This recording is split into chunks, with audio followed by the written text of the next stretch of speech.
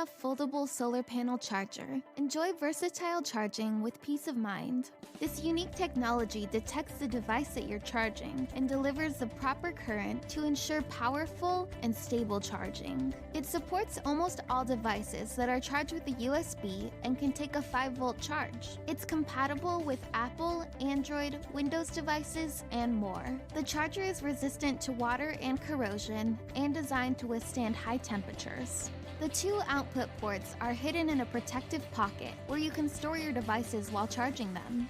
Spread out the solar panels and place them in an area exposed to direct and strong sunlight. When the indicator on the USB output port lights up red, it is ready to charge your device. Connect your device with its cable. Angle the panels towards the sunlight vertically to get the maximum solar energy. The Ryno Tuff foldable solar panel charger is built to last, and it's the perfect addition for your next adventure.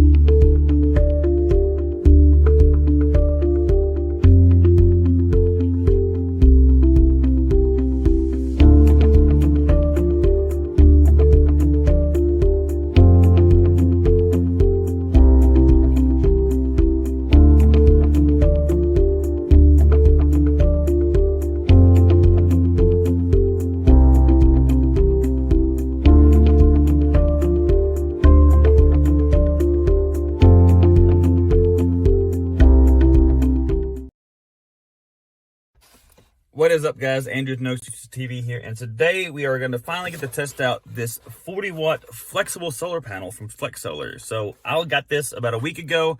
It's been super cloudy. excited to take it out now it's finally sunny, test it out, kind of see what all stuff it can charge up, how we're going to use it, and we'll talk about what we've been using in comparison to this. So let's get out, let's go test this thing up. This thing has, so it had on the back where your plug-in is, it's got standard USB and then USB Type-C, which is becoming the standard, and it really should be, but it's popping up. Then you have a DC output.